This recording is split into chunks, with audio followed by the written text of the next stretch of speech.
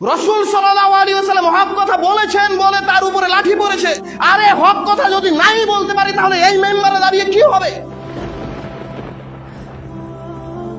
হক কথা যদি আমি বলতেই না পারি তাহলে এই মেম্বারের ক্ষতি হয়ে আমার কি হবে? আমি জাতিকে ধ্বংস করে দিচ্ছি। মেম্বারের ক্ষতি হয়ে আমি জাতিকে ধ্বংস করছি। একজন আলেম ওলামার কর্তব্য হবে যে হক কথা সব সময় কড়া ভাবে বলবে। কড়া ভাবে যদি নাও বলতে পারে তাহলে একবারে নিঃশব্দ করতে পারবে। ইমানকে বিক্রি করে আমরা এই জায়গাতে টিকে আছি। আমাদের ইমানকে প্রত্যেকটা মসজিদের ইমাম নিজের ইমানকে বিক্রি করে কাদের হাতে তুলে দিয়েছে জানেন? এই মসজিদের ক্যাশিয়ার, সেক্রেটারি, সভাপতির হাতে। এরা যাই বলবে সেই অনুযায়ী বক্তব্য দিবে, সেই অনুযায়ী কাজ করবে আলেম ওলামারা। আর যদি একবার উল্টাপাল্টা কথা বলে দিয়েছে সেক্রেটারি, সভাপতির বিরুদ্ধে, তাহলে তো হলো এই তুই কেটে বল। এটা হচ্ছে আমাদের সমাজের আলেমদের।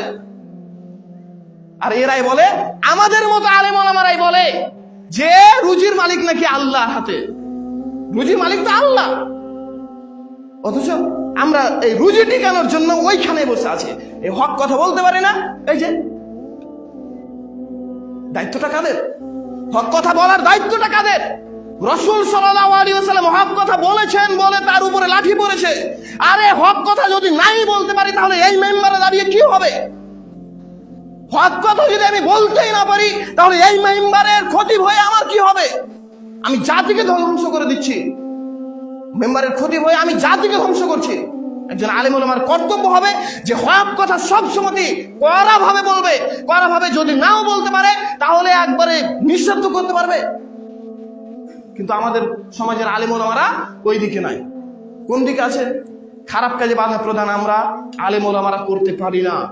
আমাদের সম্মানে বাঁধবে হয়তো যে ওখানে মদ খাচ্ছে, যদি আমি যাই তখন আমাকে লোক দেখবে, বলবে যে তুই এই কাজটা করছিস, তুই ওখানে শরীক হয়েছে।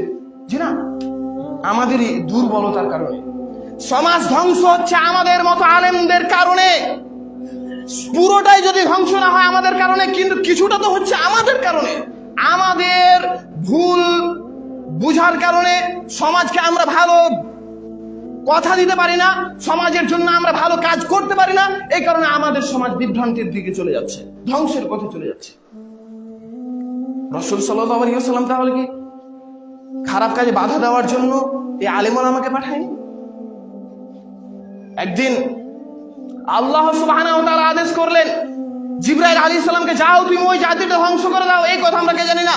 রাসূল সাল্লাল্লাহু আলাইহি আল্লাহ সুবহানাহু ওয়া তাআলা জিবরাইল আলাইহিস সালামকে বলছেন যে যাও জিবরাইল, ওই জাতিকে তুমি ধ্বংস করে দাও, ওই সমাজটাকে তুমি উলটপালট করে দাও।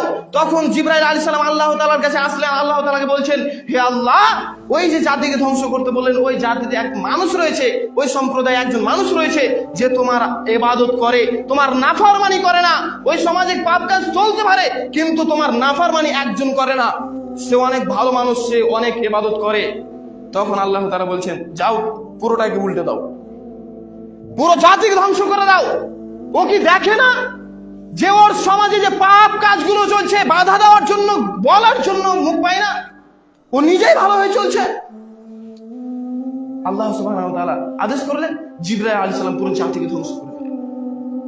তাহলে আমরা নিজে সাধু হয়ে সাধু সাজছি, আলেম ওলামারা খুব সাধু সাজছে, ভালো কাজের আদেশ করছে কিন্তু মন্দ কাজে বাধা প্রদান করে না।